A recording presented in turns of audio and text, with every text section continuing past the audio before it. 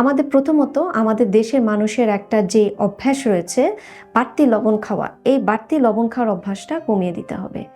বাড়তি আমরা লবণ কিভাবে আমরা কমাতে পারি, সেটা হচ্ছে আমরা শুধু তরকারিতে যতটুক লবণ আমরা প্রতিদিন দেই সেইটুক লবণই কিন্তু আমাদের শরীরে লবণের চাহিদাটা মেটাতে যথেষ্ট।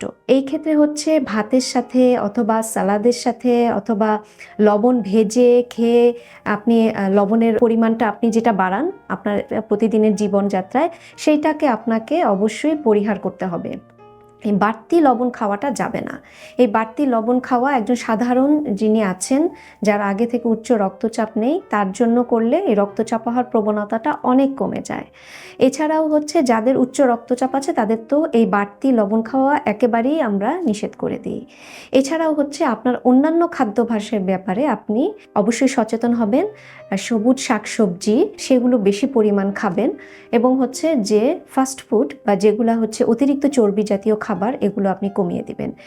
মানসিক চাপ কমানোর ব্যাপারে প্রতিদিন বা নিয়মিত যে ব্যায়াম, এটা করলে আপনার যেমন মানসিক চাপ আপনার কম থাকবে, সাথে হচ্ছে আপনার প্রতিদিনের কিছু পরিশ্রমের কারণে শরীরে হচ্ছে যেই হরমোনাল ইমব্যালেন্স হয় বা যেই খারাপ জিনিসগুলো তৈরি হয় এগুলো হচ্ছে আমাদের শরীর থেকে বের হয়ে যায় এবং হচ্ছে আমাদের ব্লাড প্রেশার বা রক্তচাপটা স্বাভাবিক থাকে।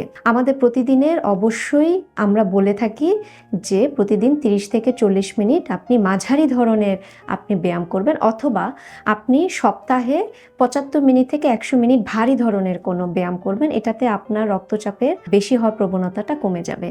আপনাদের যদি অন্যান্য অসুখ থাকে যেমন ডায়াবেটিস এবং হচ্ছে কিডনির অসুখ, এগুলো আপনাদেরকে নিয়ন্ত্রণ করতে হবে। এছাড়াও হচ্ছে প্রতিদিন পরিমিত পরিমাণ ঘুম, এগুলো কিন্তু খুবই প্রয়োজনীয়। সেটাতে হচ্ছে আপনার রিল্যাক্সেশনটাও হবে এবং হচ্ছে নিয়মিত একটা নির্দিষ্ট পরিমাণ ঘুমের কারণে আপনার রক্তচাপ বেড়ে যাওয়ার প্রবণতাটা কমে যায়। তো আমাদের যদি ওজন বেশি থাকে সে ওজন কমানোর জন্য আপনাকে ব্যবস্থা নিতে হবে। সেই ক্ষেত্রে ওজন যদি স্বাভাবিক থাকে তাহলে বাড়তি অসুখ হওয়ার প্রবণতাটা কমে যায়। কারো যদি প্রেগনেন্সিতে আগের বার ব্লাড প্রেশার বেশি হওয়ার সম্ভাবনা বা ঘটনা ঘটে থাকে, তাহলে দ্বিতীয়বার বা তৃতীয়বার পরবর্তী যতবারই আপনি প্রেগন্যান্ট হবেন আপনাকে আগে থেকে এই ব্যাপারে সাবধান হতে হবে এবং নিয়মিত রক্তচাপ আপনাকে পরিমাপ করতে হবে। রক্তচাপ বৃদ্ধি পেলে আমরা কিছু কিছু ওষুধ ব্যবহার করি, তবে এই ঔষধ যেগুলো আমরা ব্যবহার করি সেগুলো আপনারা অবশ্যই একজন চিকিৎসকের কাছ থেকে পরামর্শ নিয়ে আপনারা সেই ওষুধ খাবেন। ওষুধের ডোজ এবং পরিমাণ কতদিন খাবেন সেটা অবশ্যই আপনি একজন চিকিৎসকের পরামর্শে করবেন। কোনোভাবেই ওষুধের ডোজ বা আপনার যেই বিরতিতে আপনার ওষুধ খেতে হবে এই ব্যাপারে নিজে থেকে আপনি কোনো রকম পরিবর্তন করবেন না। কোনো ধরনের চেঞ্জ বা ওষুধের পরিমাণ বাড়ানো কমানো সব কিছুর ব্যাপারে আপনি যেই চিকিৎসক, রেজিস্টার্ড চিকিৎসকের কাছ থেকে পরামর্শ নেন তার কাছ থেকেই আপনি এই ব্যাপারে নিয়মিত পরামর্শ নেবেন। আর উচ্চ রক্তচাপ একটি দীর্ঘমেয়াদী সমস্যা। যার উচ্চ রক্তচাপ হয়ে যায় আমরা ধরে নেই এটা তার সারা জীবনেই থাকবে।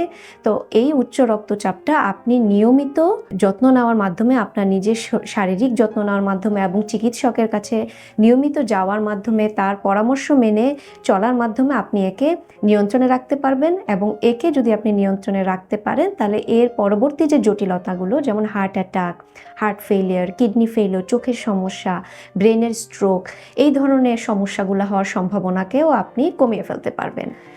আর যাদের উচ্চ রক্তচাপ নেই তাদেরও স্বাস্থ্যকর জীবনযাত্রা মেনে চলা এবং নিয়মিত রক্তচাপ পরীক্ষা করানো উচিত, বিশেষ করে যাদের পারিবারিক ইতিহাস আছে এবং অন্যান্য ঝুঁকিপূর্ণ বিষয় বিদ্যমান আছে। ধন্যবাদ।